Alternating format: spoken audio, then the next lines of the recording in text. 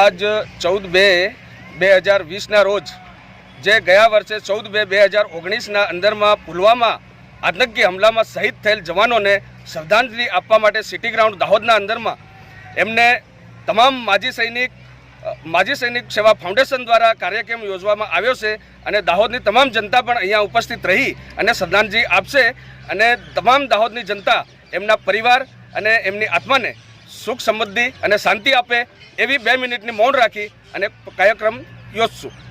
શું નામ? શંકરભાઈ મોહનિયા, જિલ્લા માજી સૈનિક સંગઠન પ્રમુખ દાહોદ.